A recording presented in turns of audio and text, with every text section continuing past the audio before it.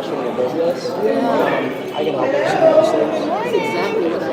That's exactly what I need. Yeah, so just tell me what there's always that.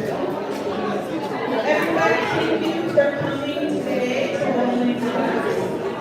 If we can quiet down, grab a seat, grab coffee. I promise we will be time for you back later. If we can quiet down so we can get started today. You in here? Oh, go ahead. Yep. Thank you. Good morning, everybody. Good morning. Oh, it sounded like a very youth group in here. Good morning. Welcome to 1 Million Cups. My name is Carmen. I'm the community manager here at Incubizo, which is the venue that you're in. Give it up for Incubizo. We've been doing this for over a year and a half is the now, which is amazing. So we want to welcome you all for coming. It is National Black Business Month. We've got lots of Black business owners in the room, so welcome. We're glad you're here today. There is a tablet. Where's it? It's over here. Excellent. So if you've been here before, it will say, hey, is this you? If you say yes, make sure you click down at the top. The reason why we are doing attendance this way is for the venue. So we have a partnership with the Madison Heights Hazel Park Chamber, and this helps us report our metrics accurately on how many businesses are being impacted each week here at 1NC, okay? We won't spam you, I promise. So who is a first timer in the room? Raise your hand. Keep your hand up.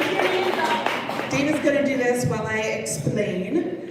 1 Million Cups is a nationwide program. There's chapters all across the country. Oh yeah, we have something for you, sorry. Nice bicep shoulder workout this morning. And so we're here to be the connection. We're here to link you up with resources like Oakland Thrive and SCORE. And we're here to answer questions that startup companies have, because we have all been at that starting line. And so we are able to talk to each other and say, hey, don't get that storefront yet, or I know a guy, or think about this first, or let me work with you. So that's why we're here today. So if you have presented before, can you just raise your hand? Show the new time. That's 1, 2, 10. There's about 10 of us in here that have presented. So that tells something to the newcomers that we keep coming back even after we present. So it's impactful no matter what industry you're in, no matter if you've been here 83 times or 3, this is going to be a good time today, okay? And we have the organizing committee. You can raise your hand if you're in the organizing committee. They have very cool name tags on. I don't. No problem. So we have 2 committees. We have the organizer committee that is structured through Kaufman. And then if you just want to volunteer, show up, set up, tear down, shush people up at 10:30, we also have a process for that. So if you just want to volunteer when you can, reach out to one of us with the tag or myself after, and we'll see how to get you involved so that you can help this thrive. This is the venue. We have a newsletter. It's awesome. I make it. We do community lunches. We do workshops. We bring people from outside of our community in because we want to hear from people that are leveled up from us, right? We don't all just want to be in the same tiny little group that's like, oh, my business sucks too. So we're here to encourage each other, get some insight from folks that have been doing this for longer than we have. Coffee sponsor. Where are you? Hello. Today our coffee sponsor is RJ Telecommunications, and if you want to be a coffee sponsor, this is what you do. Christina right here is the coordinator for coffee sponsorships, and all you need to do is email her, let her know the date, or ask what dates we need. Right now we're pretty good through October, and there's about 50 people, 65 sometimes, so you bring coffee, you bring snacks, and then we all have a good time together. Just a little calendar for your brains. These are the presenters that are coming up, so if you have this, if you want to take a photo of it, that's fine. If you know somebody that could be a resource to any of these businesses presented on the wall, bring them too, so that we are actively engaging with each other in the content that's being presented. And then, lastly, I think, if you want to present, you can do that too. So there is a form that you fill out online through the 1 Million Cups platform, and then you get set up with a coach. They give you time, one-on-one, to build your deck, get your questions streamlined so that you can talk in front of a room of 60 people without being nervous, because we're all here to help. Our coffee sponsors, come on up. Let's hear from them. Good morning, everyone. Good morning. Thank you all for coming. There's a lot of bodies here. I don't want to step in front of you. You're good, man. Sweet. There we go. But thank you all for coming. We thank you for having us. My name is Nick. I'm a representative at RJ. Just to tell you a little bit about us. We started 30 years ago in telecommunications. For those of you who don't know what telecommunications is, our business is phones. But as the landscape changed, as technology has changed, we've now made the transition into IT. So just to tell you a little bit about ourselves and about what we do and about our services, I'd like to invite up our IT director, Jason. Good interaction. I'll try to. Hello, how's everybody going today? Good morning. All right. That's good. My name is Chase. I'm the IT director at RJ Telecommunications. And Nick is right. We used to do just telecommunications, routing, business phones. And if we can turn on the third slide, please. This was our bread and butter for a long time. Everybody needs phones, right? This was something that never went away. But as technology changed, our business plan, our structure had changed. Development, all these type of things. But I do want to mention about our telecommunications. This is a great part of our business. You know, how many kind of struggle with work-life balance? How many? Right, exactly. The thing is, of course, we all are very interested in growing our business. It's one of the great things about having your own business is to see it grow. It's like your baby growing, right? But we do want to have an off switch. That's exactly what we love to do at RJ Telecommunications. We like to help ones with their personal answering service. Not only the physical phone itself, but we do all in-house routing. We have anything you can think of. We can make it so, you know, maybe you don't want everybody knowing your cell phone number. You can switch that over so you don't have those calls late at night saying, you know, you guys have the coffee ready or, you know, whatnot at 3 a.m. Nobody needs that, right? So we can, well, maybe some of us need that, right? But the truth is everybody needs some type of work-life balance, and we are here to help and provide. At RJ, if you can go back to slide 2, I'm sorry. Is that right? So this is kind of what we have kind of grown into, and we're going to take it up, probably evolved really into a full-on IT company.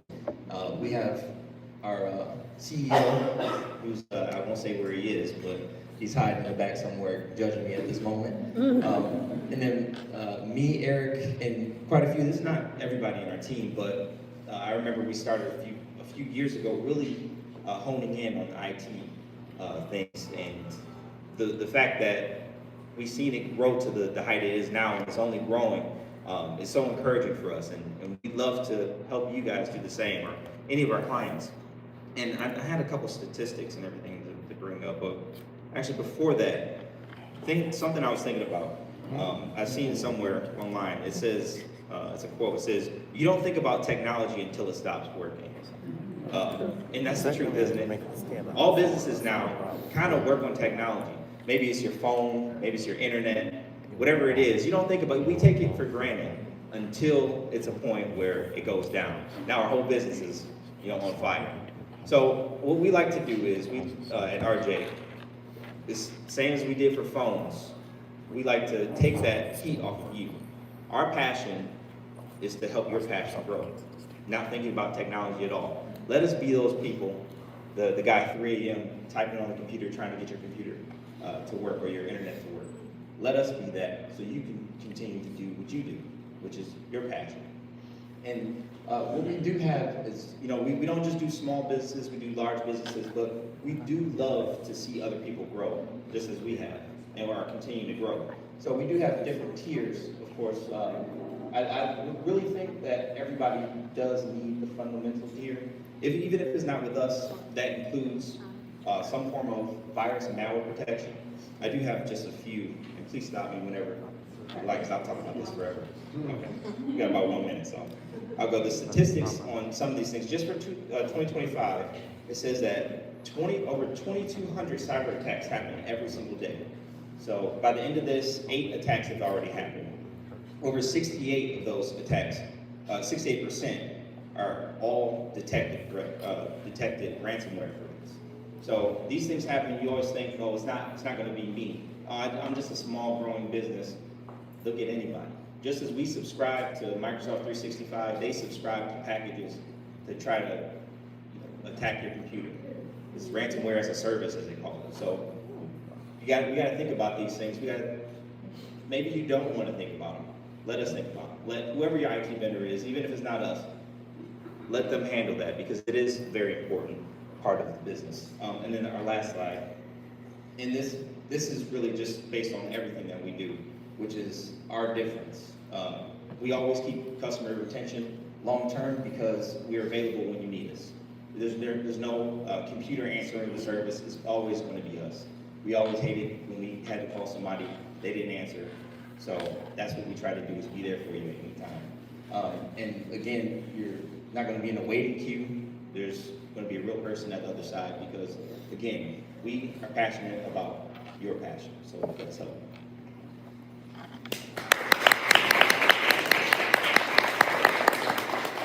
Just to close out again, I want to say thank you for having us. If everybody could give a quick thank you to Derek at Luminesso Coffee for helping provide the coffee for us.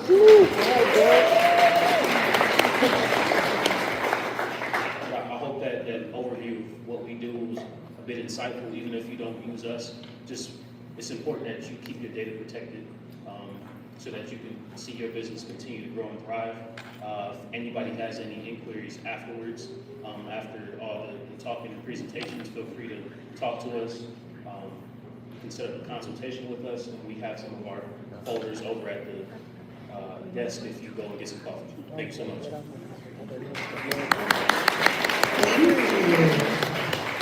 Thank you. All right, so what we're doing today is a little different of a format.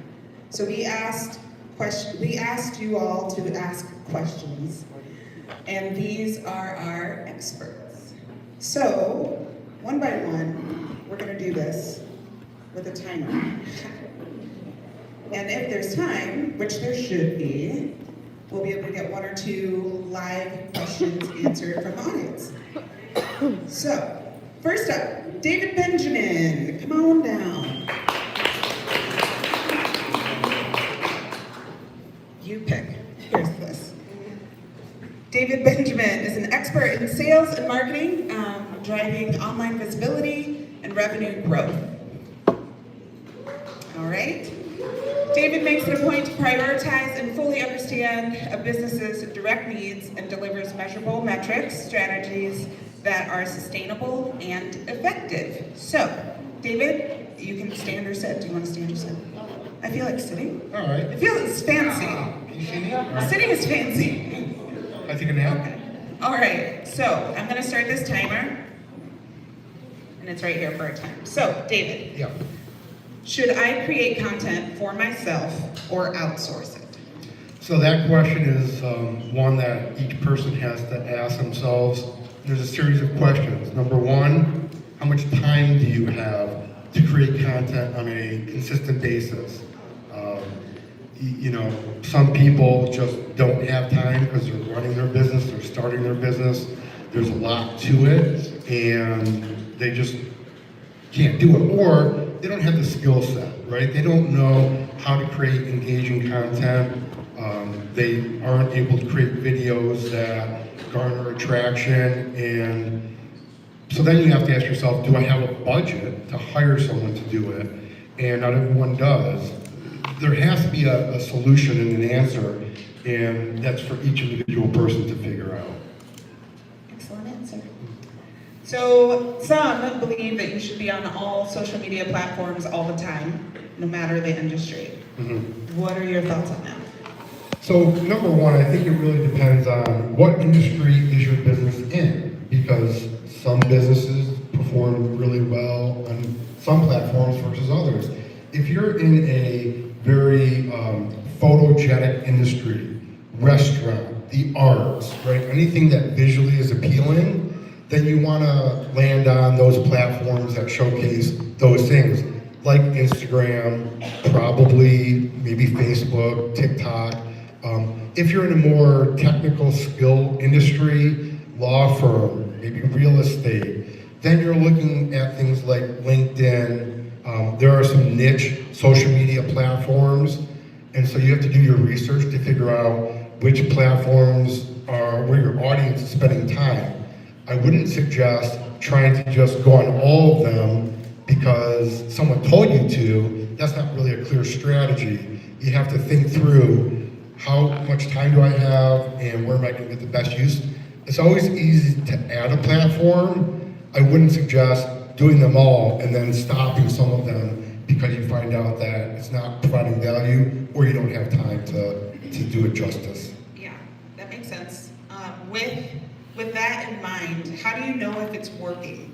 Sure. Like, you can be on there, is it about the likes? Is it about the conversion, sales conversion? Like, how do you know that what you're doing is working? Right. Well, you first have to have clear, defined strategy and goals, which we'll talk about probably a little bit later, but you need to know what it is that you're trying to accomplish. So for a lot of businesses, it's how do I get people to discover us maybe on social media, but ultimately I want to send them to my website. The website is really where I can sell my product or services. So then you just take a look at your analytics on your website. Am I getting people to come over from my social media platforms?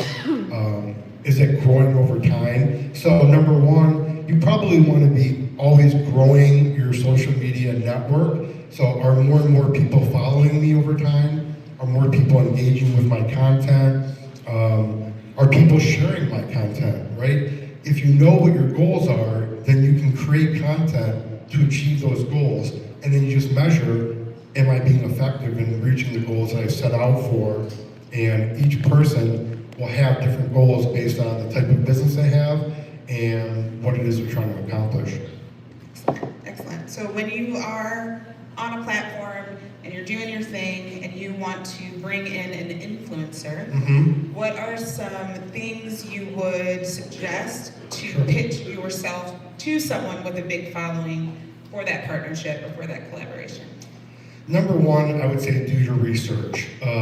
Figure out who are the types of influencers that are going to be most impactful for your business and your industry. Figure out who they've partnered with before, things that they like, that they're interested in. Oftentimes, influencers will post not only client content, but personal content.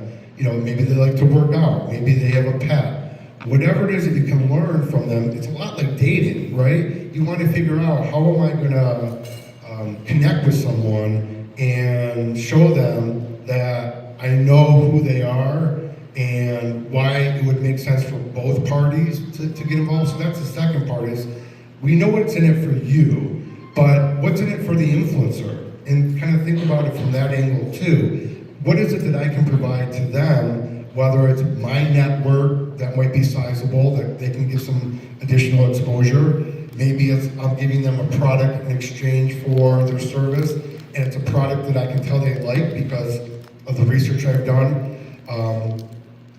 Most influencers on social media will either link their email, or if they don't, you know, their website, which might have their contact. So the bottom line is, do your research. Don't just rush to have outreach to influencers without a clear message of why you want to connect with them. And the last thing I would say is, have someone who really knows what they're doing look at your outreach before you send it. Maybe they have some input or thoughts of what would be more successful. And the last thing is, if you're really looking to work with influencers, no better thing to do than to come to our upcoming How to Connect with Influencers event. I believe it's on September 29th. We'll be promoting it later. We're gonna have 3 awesome influencers that are gonna share some of the do's and don'ts, and you'll have a chance to ask questions. So it's a great chance to learn even more about how to connect with them. Perfect. Yeah. All right. Timers are amazing. There's 44 seconds. So we're going to take a question from the audience. Does anyone have one question for David?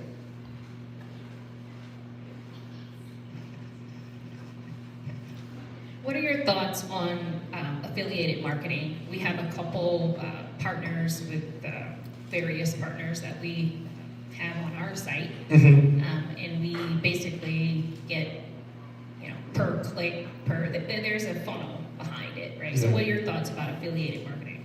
Well, affiliate marketing is a very successful concept when done properly, right? So what is it that the person, the affiliates, what are they getting out of it? Do they, so I guess the long and short of it is, it can be very successful, but you have to measure, what you're doing, is it being effective?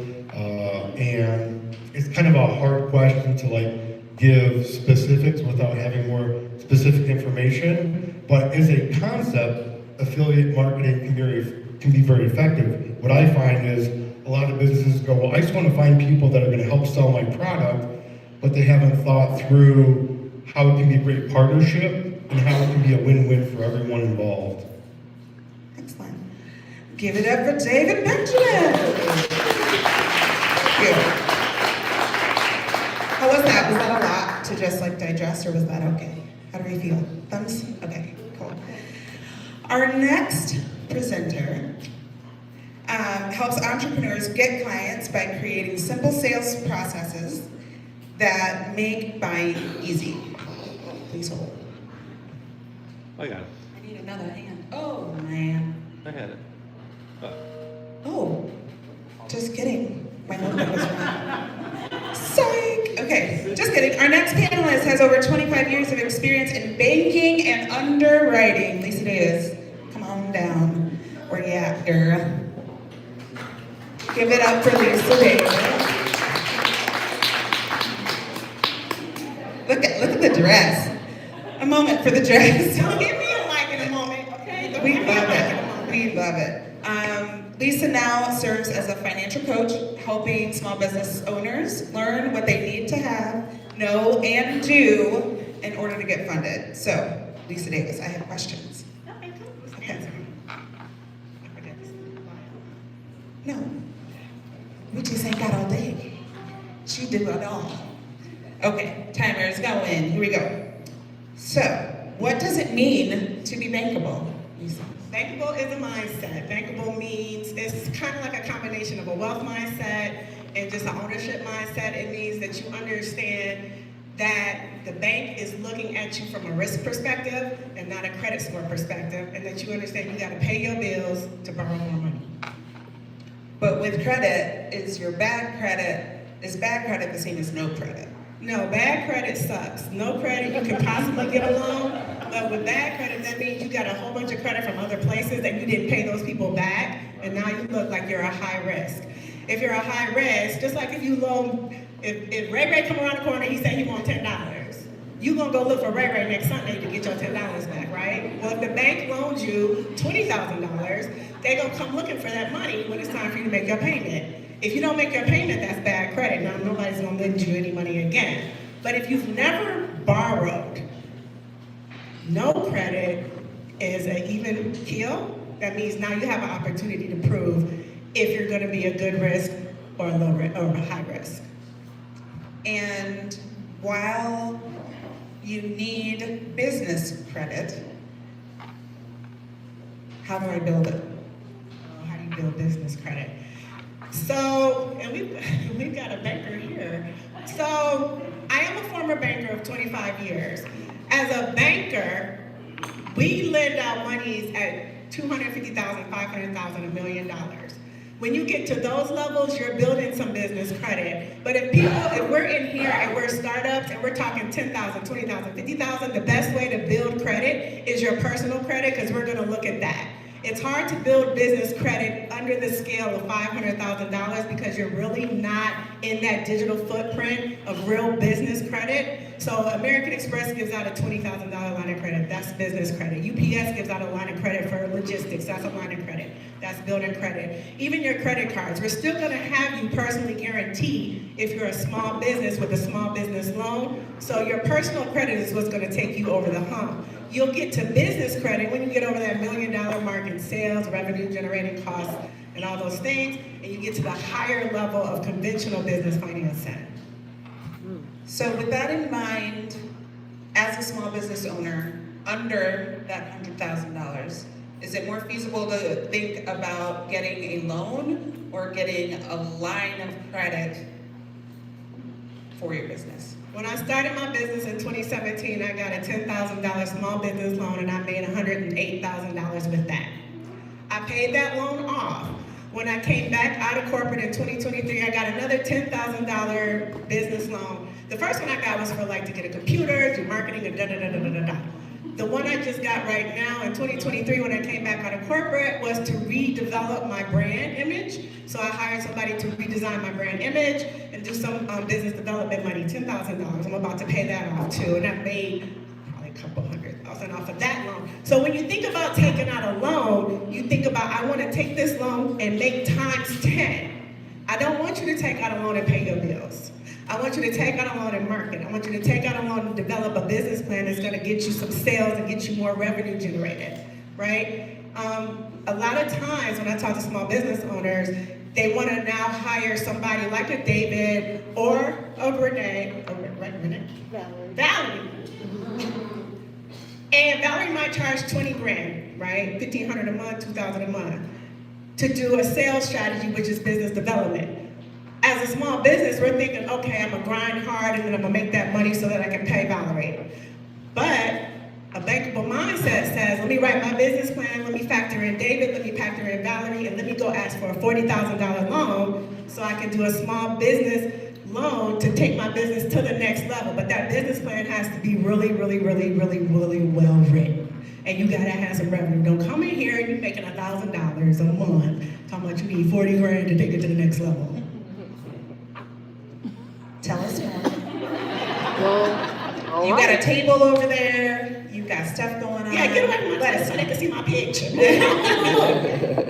Right? I'm giving out free planners, so I brought a free planner to help y'all with your bankable mindset. The planner is a savings challenge planner. I got 50. So 50 people can get a free planner that'll help you save your money. People always ask me, when's a good time to buy a house? When's a good time to buy a car? When's a good time to get a business loan or start a business? When you can save $5,050 by saving for 100 days, and then you have money that's not allocated to anything, cash money unallocated that you can use to invest in your business, in your house, in your car. That's when it's a good time to invest in those things. So if you can discipline yourself enough to get through the 100 days, it might take you 300 to do the 100, but if you can discipline yourself enough to get that money saved up, now you can invest it into something that can make you more money. That's starting with that bankable mindset. Bankable mindset is once you invest. It's ownership, it's investing. It's investing to make your money make money. Grab some photos of him passing out the planners. Listen, content is everything. Social media is free. If y'all are not on social media, get the upside girl. Y'all see this? I am so all over social media. I have a nonprofit that gets funded. I have a for-profit that gets contracts, and I'm bringing out a fintech by the end of this year that's going to be funded, and an AI trusted banker. Y'all got to keep it going, keep it going, keep it going. I got all the QR codes, so y'all can go check and see if it's real, but I'm not going to let y'all see. Y'all the first person to hear about Fund Live, but I've been working on this all year. Fund Live is going to be a fintech to help small businesses get funded, okay? I'm launching it here kind of softly and quietly, but I did it too. I didn't tell anybody about it yet. Well, thank you, Lisa. We got one question from the audience. Who's got one for Lisa? Or you can talk to her later.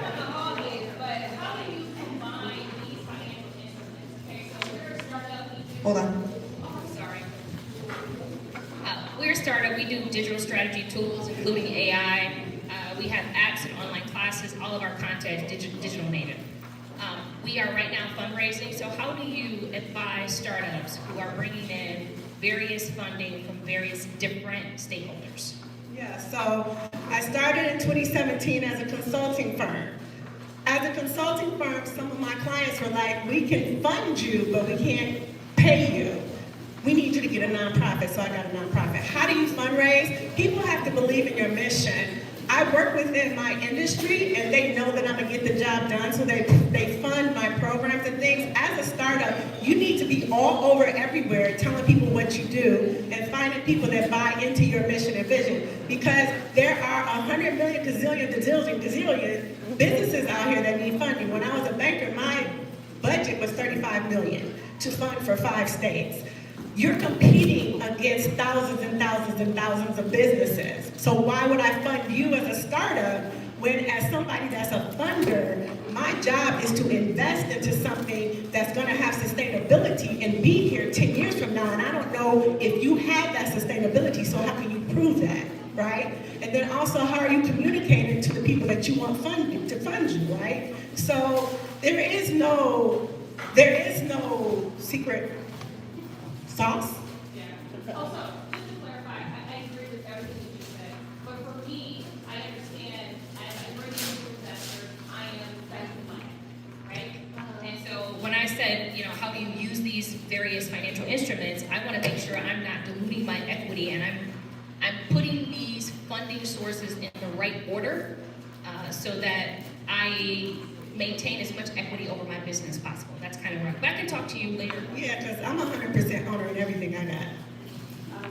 No equity. Amazing. Give it up for Lisa Davis. Here she is. Here she is. Valerie J, everybody come on down.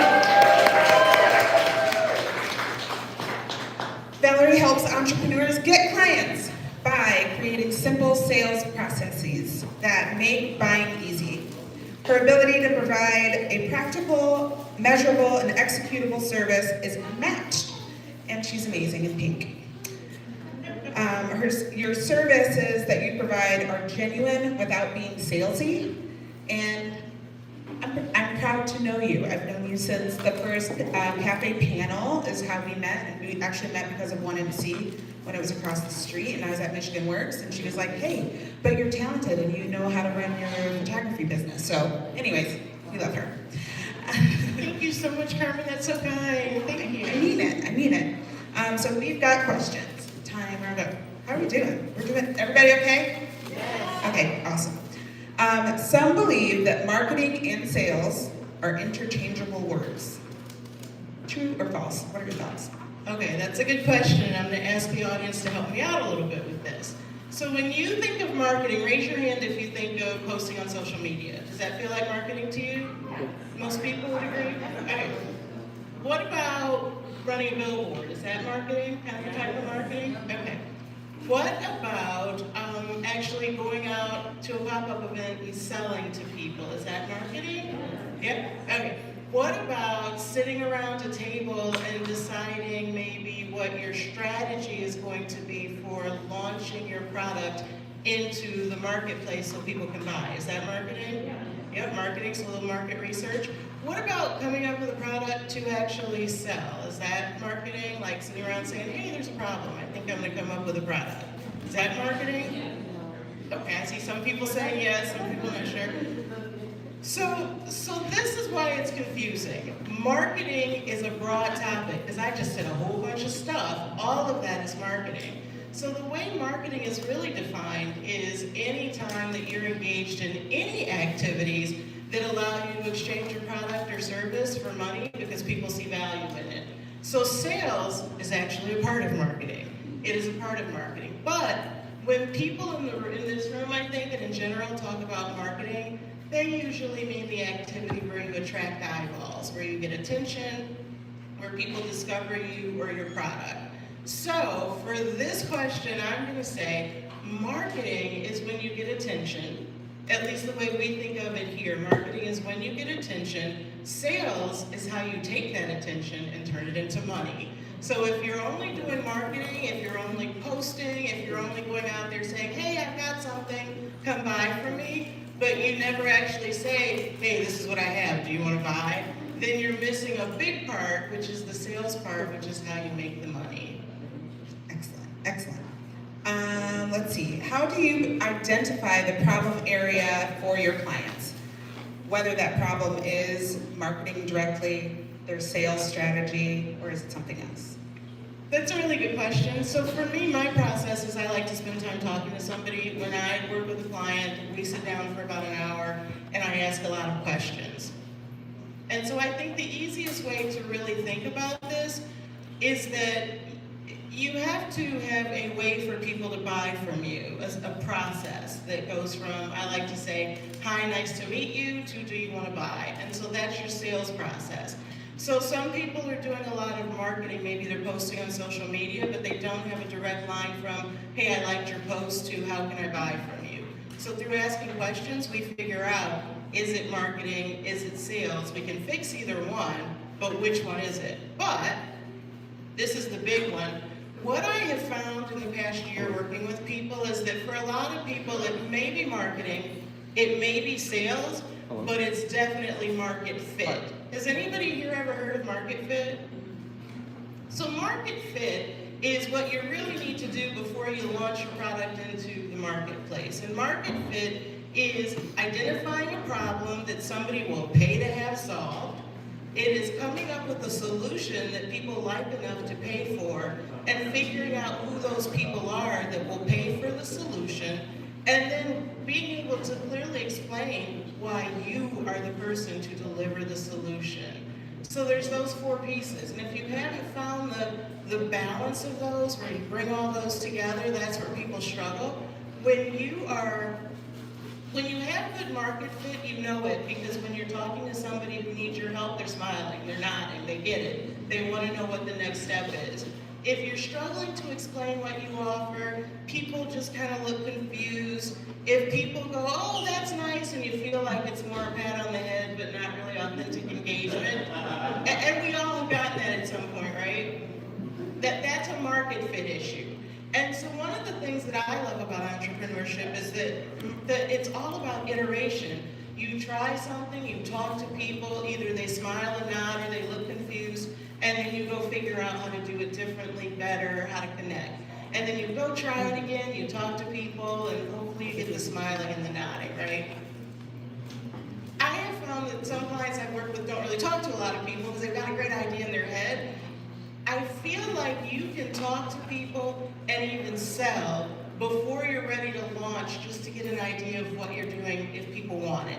So when I first started my business, I just started coming to 1 Million Cups and talking to people, and I didn't really have my offers or anything yet, but I just started talking to people, this is what I think I want to do. And then people were like, I'm going to hire you. And I was like, I'm not ready yet, I haven't turned this into anything. And they're like, we don't care. And I was like, I'm on to something. So that's market fit, right? So for a lot of people, they skip market fit and making sure people want what they have, and they jump right to marketing, where they go out and tell everybody I'm selling something, but people maybe aren't shaking their heads yes, and instead of iterating, they just keep doing the marketing. But you have to go back and try to get better market fit, and then go out and talk to people.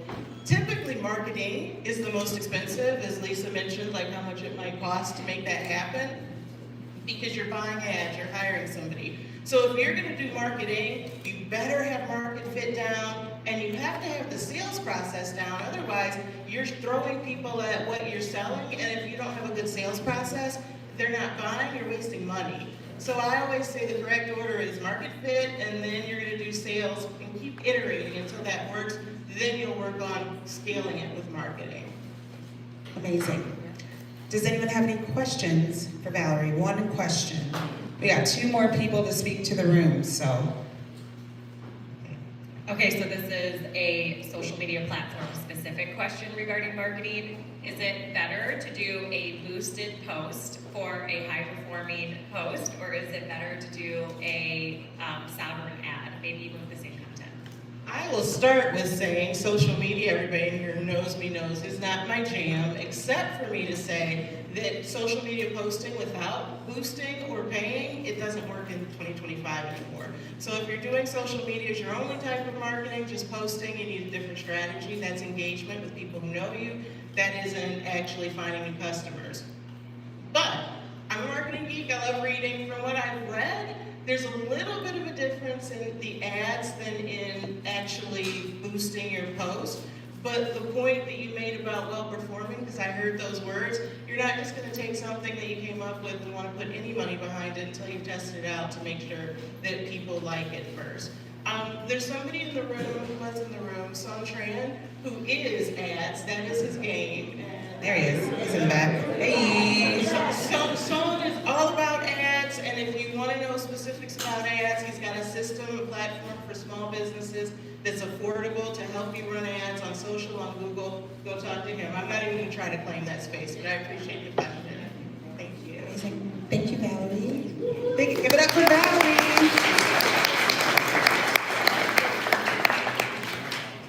Tanisha Molden, come on.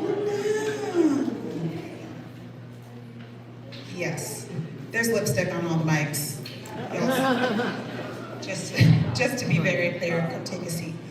How are you today? Great, how are you? I'm good. I made notes that I'm finding. Here we go. Tanisha Molden helps first-generation business owners safeguard their intellectual property and protect their assets. She aims to empower underrepresented businesses and their leaders to build a legacy that lasts. So, here we go. We got that's you. I made that for you. That's beautiful. I made it for you. It's Cute. It's good night. She's cute. Okay, excellent.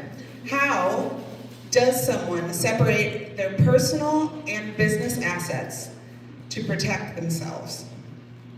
Well, you should have, well, I'm shoulding again, but you should. Basically have a business, LLC, a separate entity created that's separate from you, separate bank accounts. That's one of the foundational things that we do for our entrepreneurs. We really start with the foundation level and build up from there, but that is one of the first things that I would say that someone does to separate themselves, financially, but also start to separate yourself mentally, because then once you get into building the business, you won't take things personal because it's a separate entity, right? Okay. How do I prepare if I want to attract investors or sell my business later? Ooh, that's a good one. This is my jam. Intellectual property. That is how you separate yourself.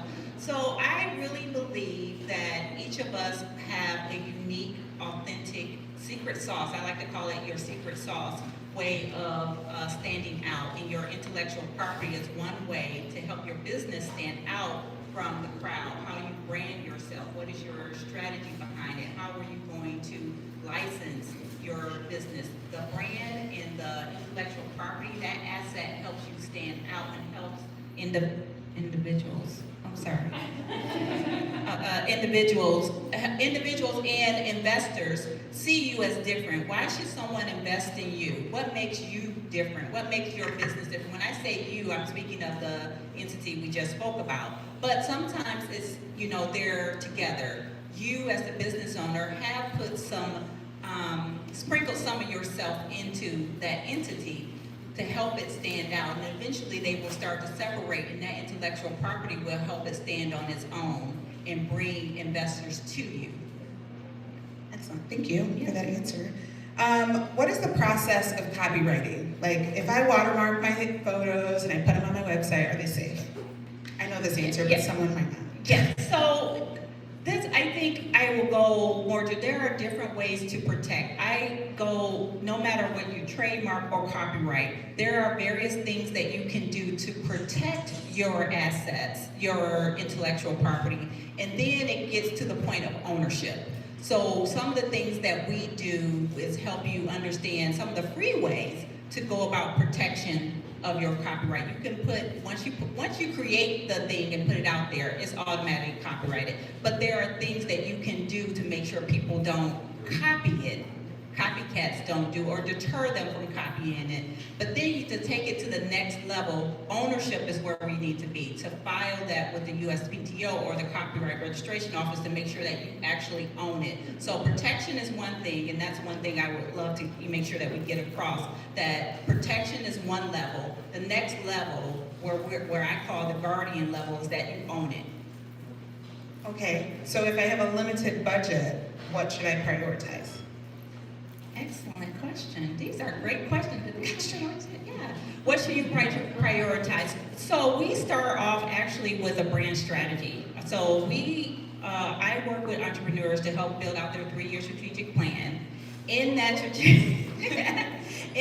planning is where we start to identify the brand and also identify the intellectual property. Then we can understand what to prioritize. From that prioritization, then we can determine where to put our time, energy, and attention, including money, to what we need to protect. Because what happens is that entrepreneurs have more intellectual property than they know.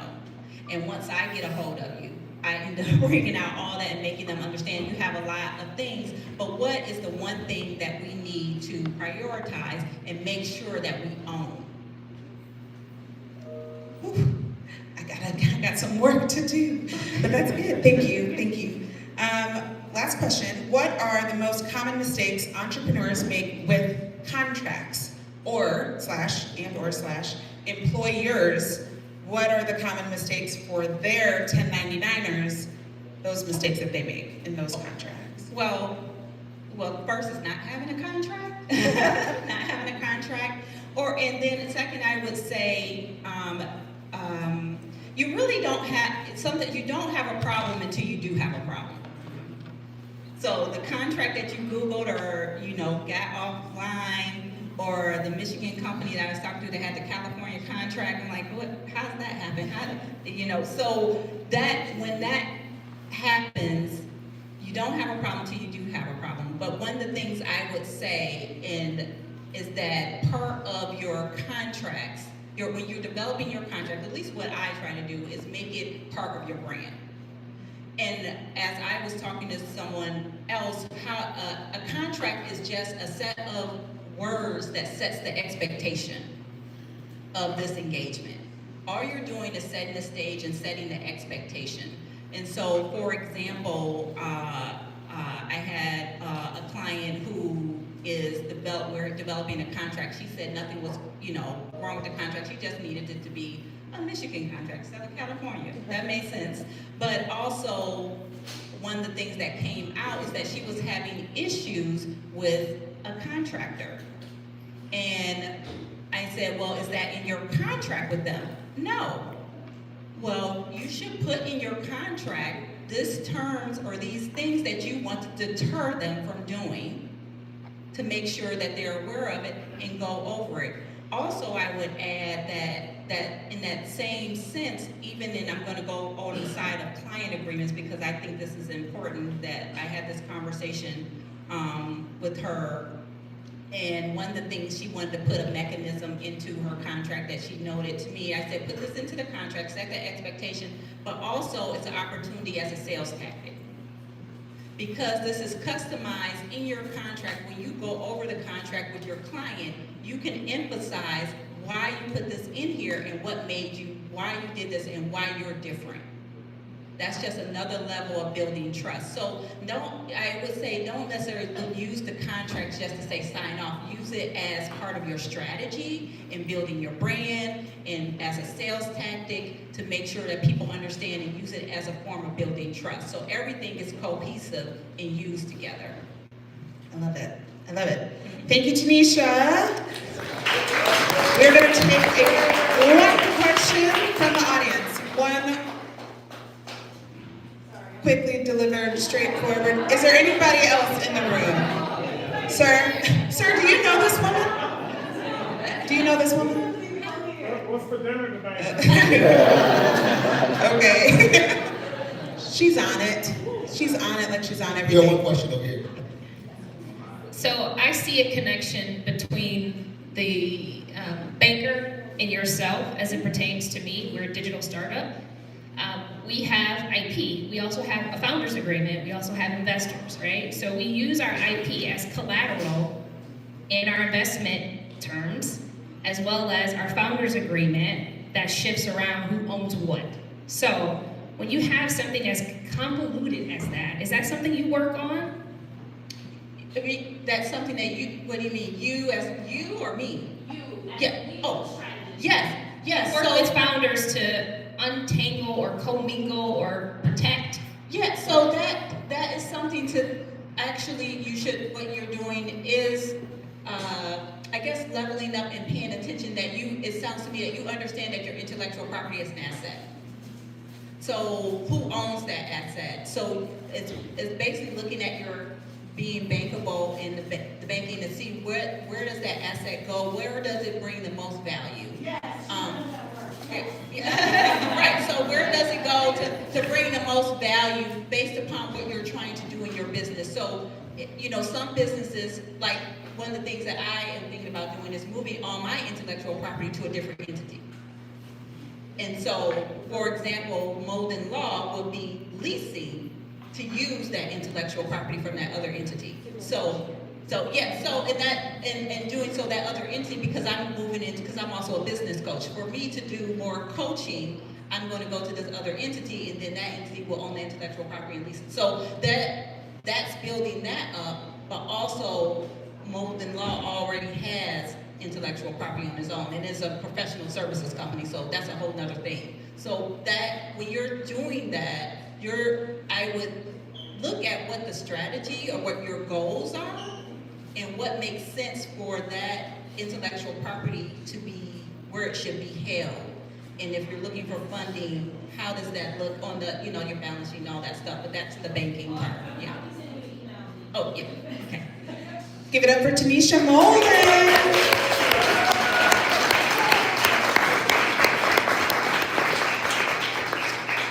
Colleen Thompson is a business strategist that keeps leaders and teams on track. She helps investigate the root issue in small businesses and nonprofits that keep them from success and scale.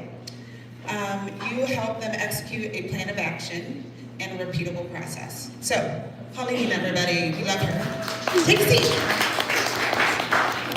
Our timing is impeccable today. Very impressed. What is strategic planning? I think it's a buzzword that we hear a lot, and can you break it down for us?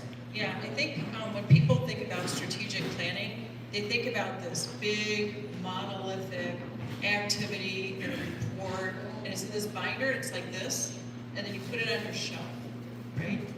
And it doesn't need to be that. And so just a quick illustration, I come from the corporate world. At one point, our annual planning process for the strategic plan took 16 months. Okay? So how effective was that? Because you were still finishing that cycle before you started the next one. So we moved into more of an agile approach, and I think that's something that can really help business owners. And so the whole point with strategic planning is to really figure out where are you going and how are you going to get there? Do you have the resources that you need? Do you have the people? Do you have the money? Do you have the time? Bringing it all together. Excellent, thank you. What is the most valuable outcome that you've heard back from your clients that they've received in working with you? And you might have to go like this with the mic. Oh, thank you. Thank you. I've never been accused of being too quiet. I'll answer that with one word: clarity. Clarity. Everybody catch that? Awesome. So, what if a lot of us have pivoted? Some of us have worked in corporate America for forever for this big, large company, and now we are building our own thing, and we're like, oh, I have to build my own thing. So, what do you suggest we do in that pivot, and what experiences can we take from our corporate lives into building our businesses? That's a great point. Thank you. And so that actually is my experience a little bit. I have 30 years of corporate experience, and at the same time I was volunteering a nonprofit for 20 years. And one thing I noticed was the skills that I was demonstrating in the corporate world were highly valued when I was doing work with small businesses and nonprofits. And so I saw the pain point, and that was where I really focused my post-corporate work. So I would really suggest, and we've heard that from a few speakers up here, is look for the pain point. What needs to get solved? One of the people I worked with very early on in this journey had the most amazing packaging concept. It was indestructible. You could fold it down. You could carry it and store it. But he didn't know the pain point that he was solving, so he was struggling to sell it. But when he started thinking about other related pain points, he came up with a new product that really addressed it and leveraged some of that technology. So don't be in love with the technology, don't be in love with your skill set, be in love with the pain point. What advice do you implement for yourself that you tell your clients while you're working with them or coaching them? So one of the things that's really important when you're in a business is to also think about yourself as a person. And so I think this gets neglected a lot. I would strongly suggest you take care of your health as number one. You make sure that you have the right things that you need. You have enough cash to sustain a working vehicle, insurance, all those core things. So it's kind of like Maslow's hierarchy of needs. Get that stuff handled. But the next most important thing is to make sure this business fits into your personal financial plan and that you know what your exit is going to be. Right? So are there any financial planners or exit strategists in the room? We got one, we got two, we got three. Okay. Make sure you're talking to those people to ensure that what you're doing is actually going to lead you to an outcome that you love. Because a lot of times when people exit their company, they haven't given it enough thought, they haven't given it enough time, and they're not happy with how it happened. Thank you for that. Last question.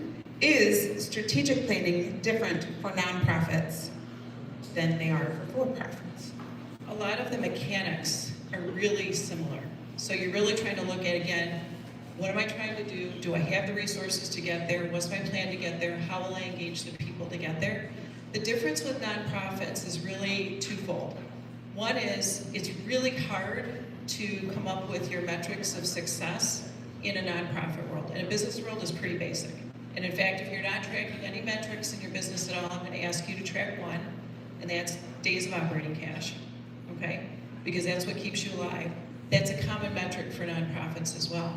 But it's really hard for nonprofits to demonstrate success and to understand how their mission is really changing things in the world. So that's a big difference. The other difference is that you know your customer as a business, and it's usually a person, right? They consume the product and they pay for it. In a nonprofit, the person that consumes your product and the person that pays for it are often two different people. So that makes it a little bit more challenging. Many of the other mechanics are the same. Excellent. Thank you so much. Colleen, give it up for her. Last question of the day from the audience. Who's got it? Daryl, she's over here. No. You're good.